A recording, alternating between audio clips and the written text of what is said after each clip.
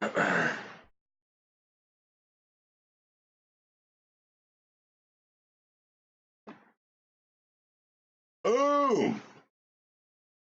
How's that for a wake up? I slept like 10 hours last night, so I'm right as rain. I'm actually excited to get back to GX3 today to put in a shift there. I haven't been there in a couple weeks, just bouncing around. I was in Pomona last weekend, and the week before it was right after my hospitalization, so I couldn't hang. So it feels like I haven't been there in a while, so I'm excited to get back into the shop and see all the critters and see all the local friends and folks that come by. Hey Carly, you're the first one here. Very nice. I'm talking to Chris from Heli Guy Serpents right now because I did some feeding trials for the zebra to zebra clutch last night for the first time, and my theory seems to be working well. This season, I'm trying something a little bit different with getting babies started. Good morning, Adam. Hope you've recovered from Pomona, my friend.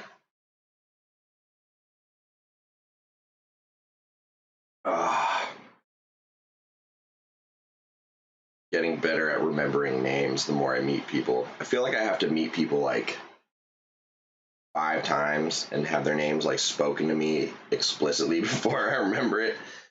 I'm terrible with names. I should get off my phone. Yep. Took me a couple days to recover from Pomona as well, man.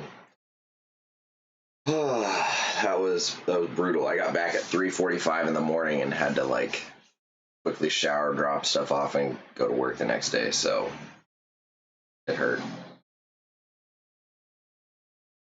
Good morning, Eric. So I'm trying something different with my babies this year. Carpets, when they're hatched, they tend to be pretty well fed from the yolk in their eggs, so oftentimes they won't really be interested in taking food for quite some time. And if you start offering them food too early, you're more or less just wasting food. So what I've been doing is letting them hatch, letting them shed, checking on them just a little bit, not daily even, just kind of letting them settle in and just letting them do that for like a month before you even think about offering food. And over that time, you'll see behavior change. You'll see them go from always wanting to be in a tight little coil hidden in a tube or under something to coming out in the evening, being more active, striking at you, posing, posturing, all that good stuff. And so I started seeing that with the zebra to zebra clutch last week, and I was like, oh, all right, I'm gonna give it a shot. And the 7 babies from that clutch, 6 of them all took frozen thawed fuzzies. One of them I thought was going to, and then I woke up this morning and he hadn't, and he was just pissed off and striking at it this morning, trying to get it to him again. So 6 out of 7 ain't bad. So I'll take that any day. A lot of the others. Oh, did you eat yours finally? You did. An absolute mess, though. But you did it. So there's a couple I'm assist feeding from the jungle clutch, and I've got one Papuan that's like determined to not eat. So that's how it goes. But I also decided to try feeding the children's pythons for the first time last night. I'm doing the same thing with them. Gave them over a month to shed and chill out. And some of them are really spunky, so I was like, well, we'll see. But they're notoriously hard to get feeding. And I've got the Reptiles gecko set at the ready. Like, I'm prepared for them to be as difficult as possible. And they're tiny, so I wasn't sure if even offering pinkies was worthwhile just because of how small they are. But lo and behold, hey, good morning, Ryan. Lo and behold, 2 of the 9 children's pythons took frozen thawed pinky mice last night for the first time. The other 7 either showed no interest or some minor interest, but I left it in there. This morning, those 7 had not eaten, so what did I do? I went to the freezer, grabbed my Reptiles scent, sat there and thawed it in my hand, and just dripped a little bit of gecko juice on all of those pinkies. Woke up every snake, pissed them off a little bit just so they are fired up and aware of the food again, and left them back in there. So when I get home from work, we'll see if that made a difference. I don't think it will, but it's worth a shot, and I'm glad I have the gecko scent. So shout out to Reptiles for that gecko scent. If anybody's curious about it, you can get it online and have them ship it to you. They do have like a $75 minimum for like shipping stuff. So if you're getting other things, it makes it worth it. Otherwise, if you're just going for the scents, you're going to have to buy the 3-pack because the 3-pack will add up and make it worth it. But not the cheapest product in the world, but it's probably one of those good tools to have in your toolbox. So this will be my first season really putting it to work. So see how that goes. I'll give you updates on that. So as you guys know, I'm Eric Burking pretty much everything here, at least for a while. And if you're not familiar with that term, that means I'm keeping them for a while. And got 3 carpet babies eating on their own, but 6 I need to assist feed. So Robert brings up a good point. Assist feeding is pretty common. Inevitably, there's going to be some in a clutch, and there's lots of tricks you can do. You can go to really small, teeny tiny food items and sort of encourage it and push it back in and get some recurved tongs and like help really force the issue. You can do like mouse or rat tails and cut those and put those down because it's really easy for them to swallow, and you can get something in their stomach and get things going and develop a taste for it, and then one day you'll see the light go off and they'll start striking. I've had that work really well for me in the past several times. But there's a whole host of different things you can do. Reheating the rodent super hot, getting it wet, keeping it dry, putting them in a cup, closed up for a while, all sorts of different tricks. Everybody has different tools that work for them. The frog scent was super useful starting my Puerto Rican boas last year. Yep, that's a species that I would imagine would be a little bit tricky. $75 thing, so I can get a bunch of the links to try them out. I think those retics would love some quail and rabbit blend. I think those retics would literally eat any one of those links you threw at them, even those with fruit and berries in it for tegus. Retics are retics. I think if you did that, it'd be awesome. I love instituting some variety into my animals' feeding regimens, with the exception of babies that I'm trying to still get going. During the summer, I don't really give it to them in the winter at all. In the winter, I like to give them a little more heartier, heavier fat content food that sticks with them longer. Tilapia is pretty lean, so it's good protein. It's really good this time of year, and there's a lot of oils in there that I think is really good for their skin. Cribos have really delicate, thin skin, so I think that's probably a really important part of their diet is some sort of fish oils in there. And then around this time of year, anytime I have stillborns or babies that die in the egg, they'll get those. And that's a natural part of their diet. They'll eat literally anything. So regularly I'm switching back and forth between like various mice and rats and all sorts of stuff like that, quail, chickens, things. But then, yeah, I'll try and institute some variety like that. The carpets, I know plenty of people that do like inject some quail in there now and again. That's pretty good. I've done that a few times without it. He's eating really well. Ellie Guy Serpents, he's on the one female zebra, so don't even ask.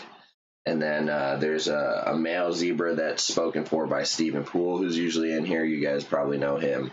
Otherwise, I'll have 2 other male zebras and a female jungle. That female jungle is really black, really cool, really unique. She smashed on food last night. It was awesome. Bulls love chicken eggs. Yeah, I've heard that too. Quail eggs and chicken eggs, you can give them. They'll eat those. I thought about doing that with the hognose too. I'm just kind of worried about the repercussions coming out the back end. But speaking of hognose, the eggs I got are 21 days going strong in the incubator, and the incubator isn't even plugged in because it's just so damn hot here. I wanted to incubate those eggs at like 82. Too hot. Can't even get the incubator to cool down. It's just not going to happen. So I've been keeping an eye on it and tinkering with it and like opening the door and letting it cool off and running fans. There's a fan still going, but I couldn't tell you what temperature it is. I know it's probably more like 85 in there. Eggs still look good though, so maybe I'll get lucky. And then that's actually probably a good segue into the next thing that I was going to talk about is projects. We all sort of love this group of animals. We love snakes, we love reptiles, and it's really easy for us to just go willy nilly and kind of tickle the Noah's Ark syndrome, just kind of get everything we want and then some.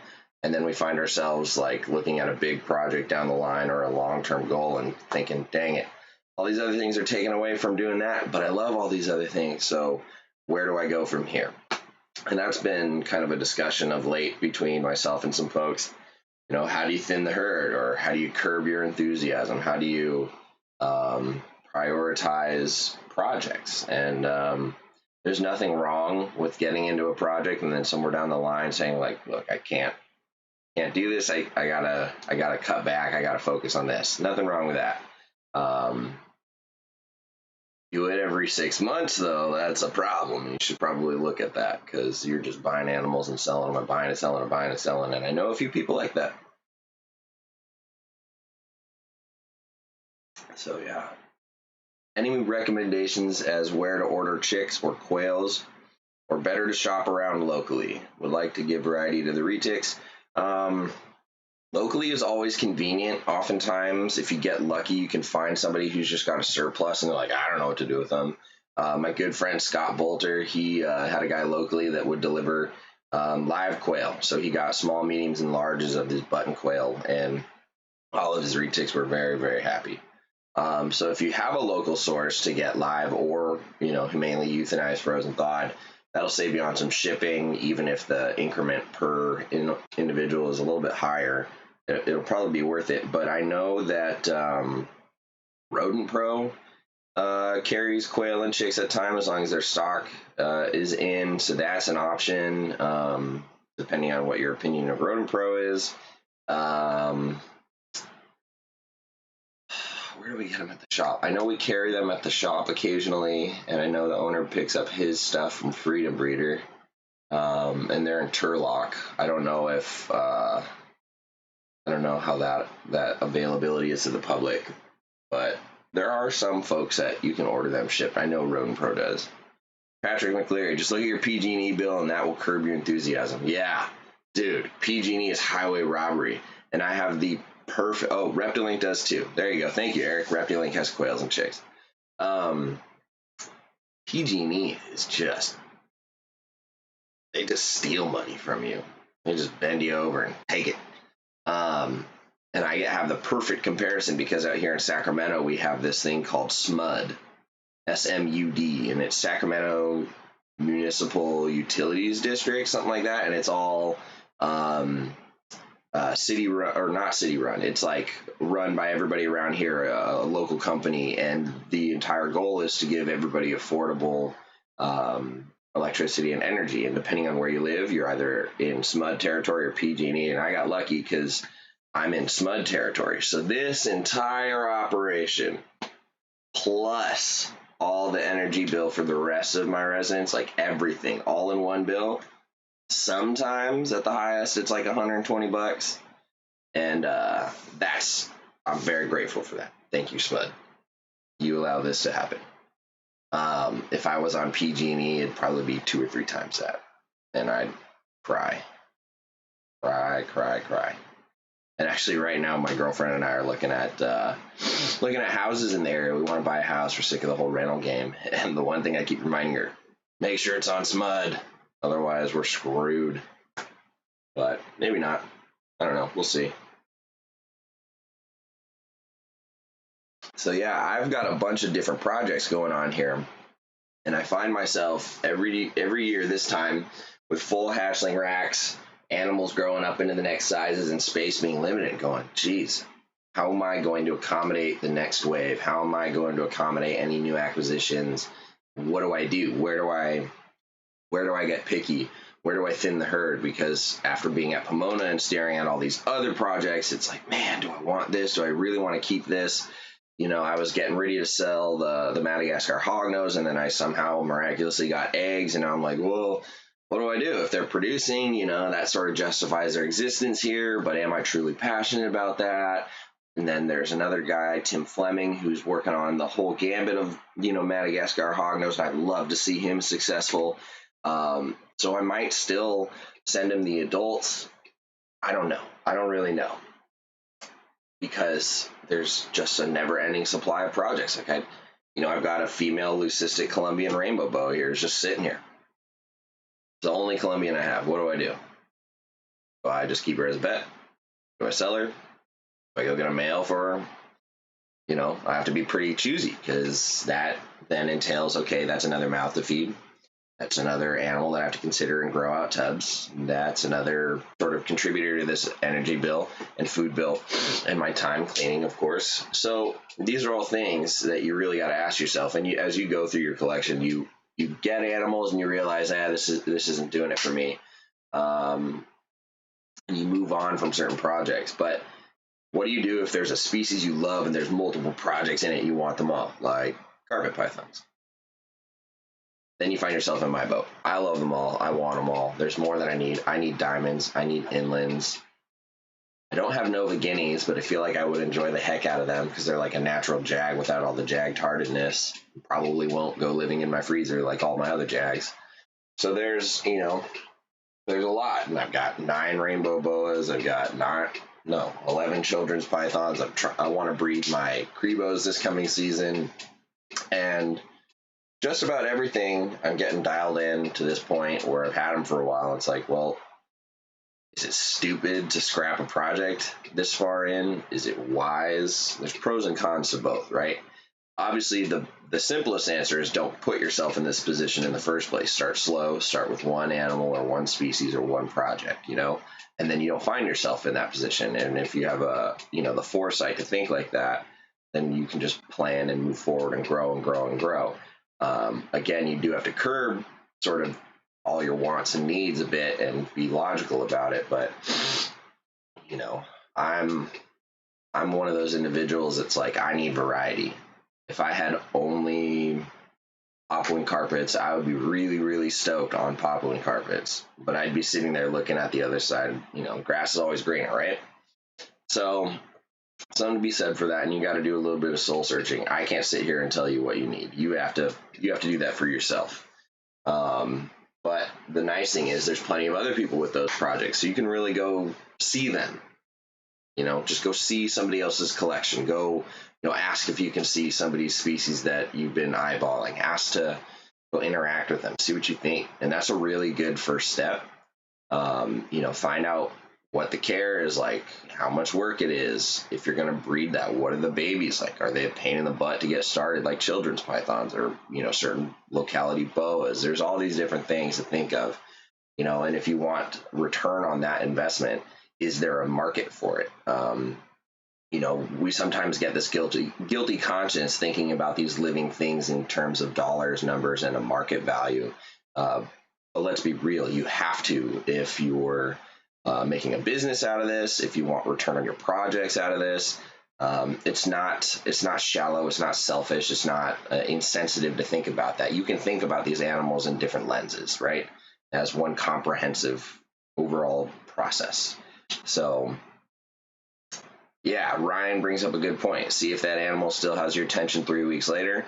If it does, write it on paper and add the price, then add the cage, heat, and thermostat. See if you can justify that upfront price. That's an excellent practice. Think about the space that animal's going to need as an adult if they're a species that gets big. And then you really got to ask yourself, is that something you love? Because ultimately, if you don't love keeping these species or working with them, is it really worth it? If the animal's flinging urates all over the place and trying to bite you and stressing you out, getting out, just freaking out, is that something you want to deal with? Some people don't mind.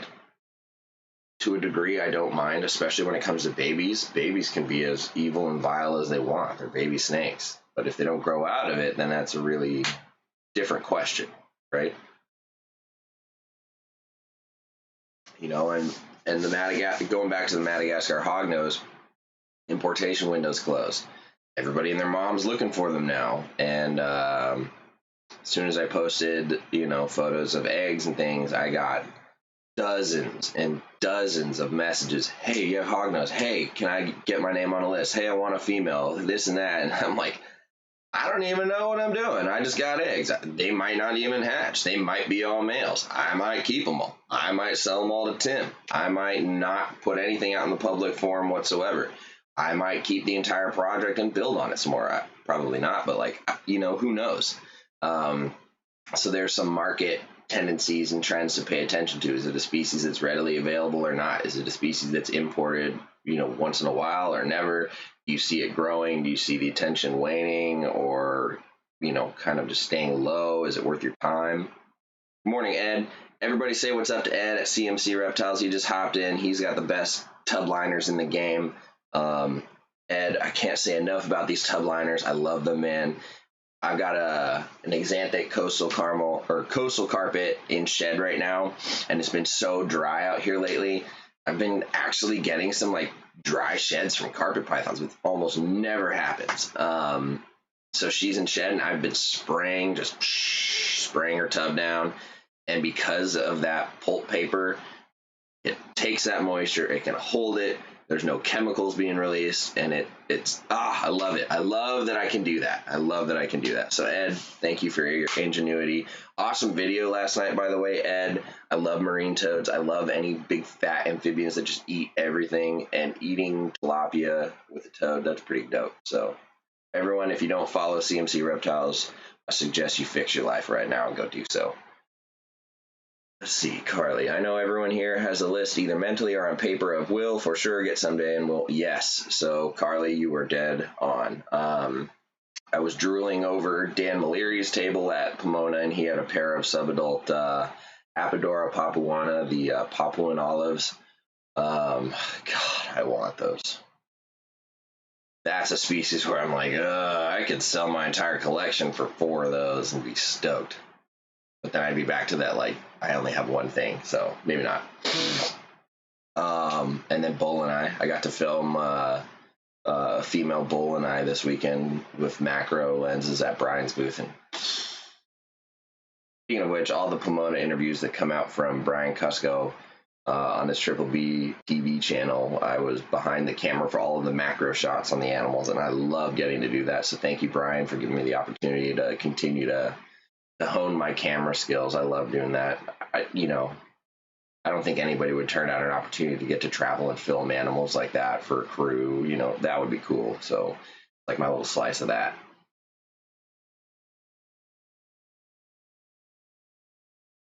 So, yeah. But back to the project thing. I've got a male caramel that I just posted up on Instagram. He's just sitting here. I'm not breeding him next year. I don't even know when I'll breed him, but he's top, he's beautiful. He's gorgeous. And I got him as a baby from my good friend Travis with the female who's right here. And I have no intention of ever getting rid of that animal because he's top grade quality, but who knows what'll happen down the line. I might actually send him to Owen out in PA because he's been looking for just a straight single gene caramel for some projects. I might loan him out to Owen for a bit. Morning, Chris. Everybody, you missed out on the female zebra because Chris Sexton beat you to it. What's up, Brandon?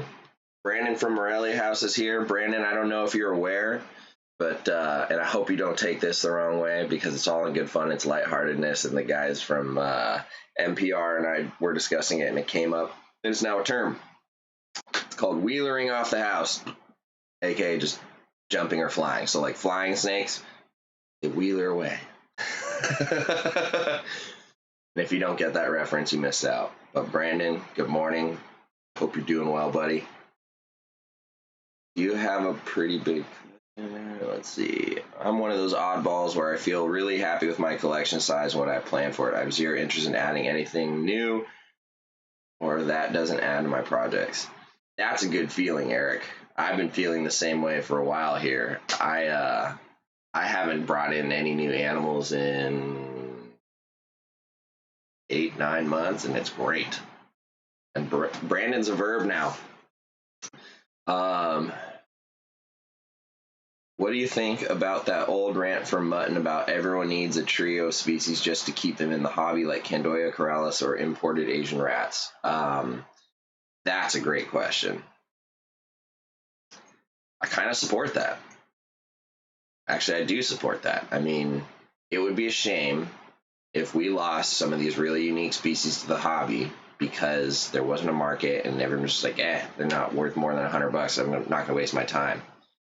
But we all know that things ebb and flow and trends and species come back in. So, losing those animals to the hobby would be sad, because then if something happens to their wild populations, we don't have an assurance colony. There's no guarantee you can bring those animals in the future. And I think it's a healthy practice for reptile keepers to get out of their comfort zone and have a few things that challenge their conventional way of thought and keeping, and it keeps you on your toes. You have to learn to be intuitive with these animals. You can't just be like, well, here's the cookie cutter for all these species and I don't have to think about it. It's just automatic.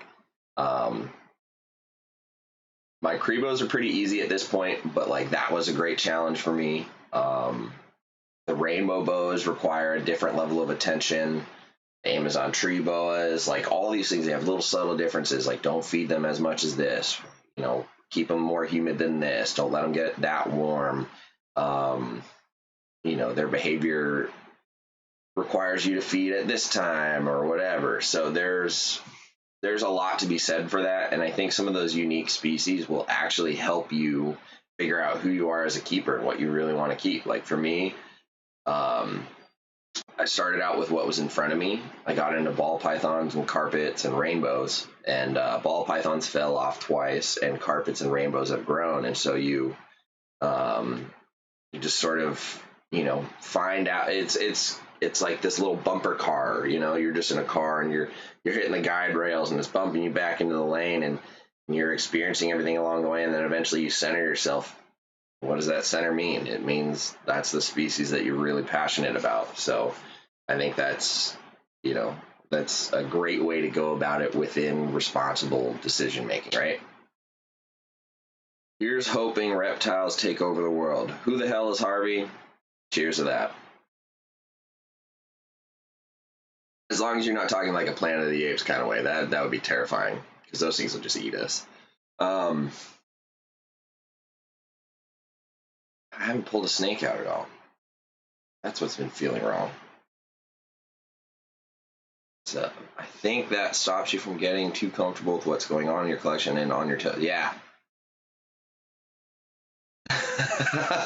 You'd be cool being kept as a pet by like a anthropomorphized talking lizard or something, or if you were owned by a tortoise, I think that'd be cool, as long as you're vegetarian. More coffee. So I don't know if anybody else had any questions as far as projects go. It's been coming up in some conversation amongst myself and some friends recently, and it's the natural ebb and flow of keeping reptiles. Hang on, the eye just pull out. Okay, well, let's do a little bit of both. I don't want to stress her out, because she literally just ate her first meal. Might be able to pull off. So the backstory on the zebra to zebra clutch is I've got a pair of zebras, and I love them, and I've always wanted to make supers, so I did. But then this girl hatched out, and I was like, oh, I'm keeping her. She's amazing. And she really is. She's got that reverse black dorsal stripe. She's like white and black right now. She's amazing. All right. Okay. Come here, hon. So I was just instantly like, yep, she's staying. And Chris hit me up and he's like, hey, if you've got any females, that's what I'm looking for. I said, I do, but I'm keeping her. Sorry, dude. And then I asked myself, I was like, you know what? Do I really need another female zebra? Like, I should, because that's how projects grow. You keep your offspring, you build on the better versions, right? But I've got supers and I can make more of these, so I'm not worried. But look at that. There's that full belly, Chris.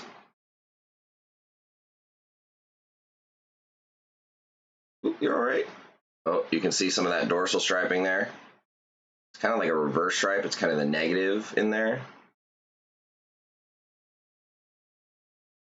So, Chris, I think, I really hope, I'm not even going to project my own opinions on this animal. I hope you like this snake. That is my one goal every time I produce a snake and send it off to a new home, is that you are happy with it. It's very stressful sending snakes to new homes for me because I don't want the buyer to have any issues. I don't want them to be disappointed. And I don't want them to be reaching out to me weeks later saying, hey, it's got this problem, it's not eating, da da da da, which happens, and you've got to be prepared to handle that as a breeder. But it makes me feel supremely satisfied when somebody's like, dude, this animal's perfect. It's more than what I wanted, and she's settled in and eating like a champ and problem free. Like, that's the best. It makes it all worth it. Ryan Cox, speaking of zebras, what about Phil's Xanax Super Zebra? My man, you already know, I'm gunning for those. I missed out this past season on making those. That's a project that I will not be getting rid of. I have a male visual Xanax zebra produced by my friend Todd at Psychotic Exotics. Thank you, Todd. And missed it on last year, but I'm not surprised she didn't go. She had only been here for like a year, settled in. I have my friend Terrell Ziegler of Designer Exotics. I have his female Super Zebra het Xanthic female, and she's about 5 years old now. She hates me, absolutely hates me. First time I met her, she bit me in the face. She's mean. She's big. She's not aggressive, but she is defensive, and her defense becomes a full frontal assault with me. I've handled her calmly before at shows, but she obviously wasn't warmed up. So, Tony Door, you zip it. But yeah, so this season she's been here now, a year and a half with me. I'm hoping she's, comfortable here. She's seems to be. She's put on some weight, some size. So this season I will be pairing the Xanax Zebra to the Super Zebra het Xanthic in hopes of making what we just saw Phil from Star Pythons showing off is a Xanax Super Zebra. It's not I don't know if it's I don't think it's the first. I think it's probably one of the 20 that exist maybe. So I'm hoping to make some of those this season. So we'll see. I really have to be careful with what I breed this year because I only have so much hatchling space at the moment, which I can always upgrade, but money is a limiting factor. And there's something to be said for your time. If you produce 100 babies, do you have time to care for 100 babies? Nick Mutton does it full time, so he makes time for that, for 400 to 600 babies every year. That's his job. That's what he does. I have a full-time job. I have a second part-time job. I've got other things that I have to do all the time. So 100 babies is a lot. Right now I'm sitting on like 40 something, and that's keeping me pretty busy. So there's like 9 or 10 different carpet python projects that I could go for. But I'm also really excited to try and breed black-tailed Crebos. I'm going to try Amazon tree boas again this year. I'm for sure producing more rainbow boas. It'll at least be one litter. I have a 2016 holdback female for my first litter that may or may not be up to size. And given how big of a litter my other girl throws, I might not even push her this year. Let her size up some more. Man, I wish I could go to Tinley. That'd be fun. It's hard to get time off in a small zoo. It's also hard to afford plane tickets all the time. So one of these days I'll get out there. But you guys should try and come to the Sacramento show in September. It's going to be at Cal Expo, which is this massive expo, sort of several square mile facility of buildings and whatnot. It's really dope. Where I saw Slayer in August last year. There's no shortage of projects. I think you can amass projects and then prioritize certain ones for certain years, right? So as far as carpet pythons go this year, I would like to make more pop ones that I can then share with everyone and not hoard them all. I would like to give my citrus tiger het albino a shot this season. The Axanthic zebra project, the Axanthic coastal female is definitely ready this year. Probably gonna not do jungles this year. Probably not gonna breed the zebra or my big girl again because she MI'd and she's only had like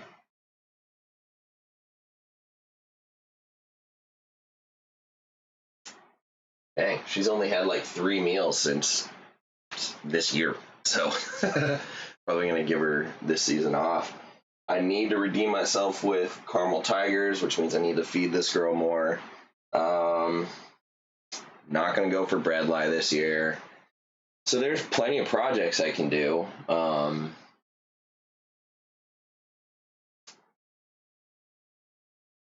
Yeah, I mean, there's a lot. So, I've got this many projects I can aim for. Realistically, I should probably aim for this many. And then that way I can sort of temper myself. And that's probably healthy.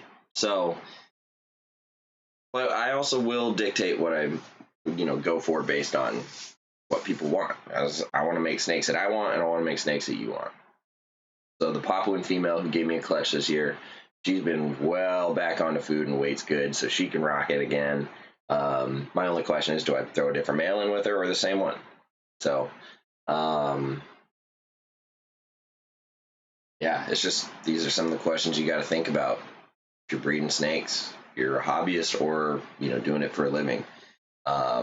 Think about how much space and time you have and what you can realistically afford and sell if you're planning on selling, because there's no guarantee you can sell them.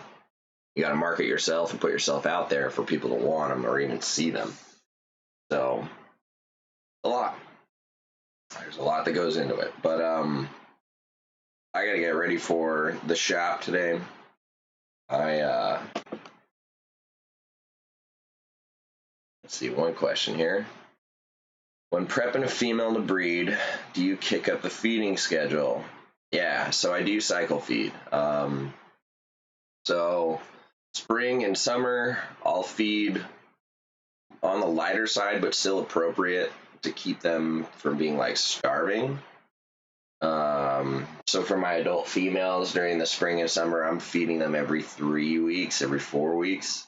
And starting like now or, and physically capable and go through that process of follicular genesis and in males, spermatogenesis. So, yeah, I will bump the feeding up quite a bit here. So, does my shop have ring pythons for sale? Yeah, so Grant got a small clutch, and I think only 1 or 2 babies made it out. So I think he's decided he's good with the trio he has. So there should be at least one that's eating. I know he had one of those aberrant ones that was taking its time getting started on food. I don't know if it made it or not, but there's at least one. So yeah, I'll double check today.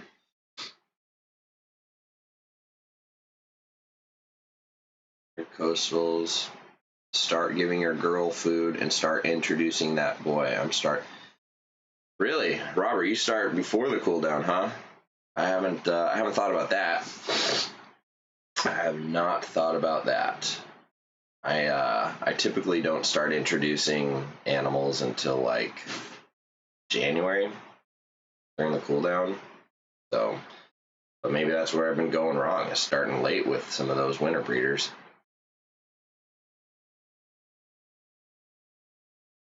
Yeah, ring pythons are cool. I don't want them though. Sorry. I'm not a fan. They suck. They're cool, they're pretty to look at, but god damn it, they're nasty. Maybe it's just because the ones I work with are adults and in a very tight space and they bite the shit out of me, but their mouths are small, so the bites aren't very bad, but not my jam. If I had a massive room and budget, maybe I'd go down that rabbit hole, but there's so many other things I'd rather play with. I like looking at other people's ring pythons. So there's a little cue. Go work at a shop and you can really figure out what you do and don't like. All right. Well, I'm going to get out of here. I'm sweating my butt off in here. Steven, glad you can make it. I say you go back and watch it because I mentioned your little boy here, actually. Here you go, Steven, before I get out of here.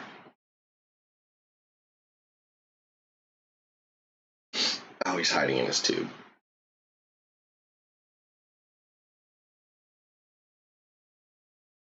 Fat and happy. He's got a full belly in there. Crappy camera quality on the computer, sorry. He's digesting his first meal. First time offering a meal, and he's like, yeah, I got this. Thanks, bro. So, in theory, Steven should have a baby ready for you in a month or so. He's off to the races. So, Omuerta Genetics, better late than never. It's all good.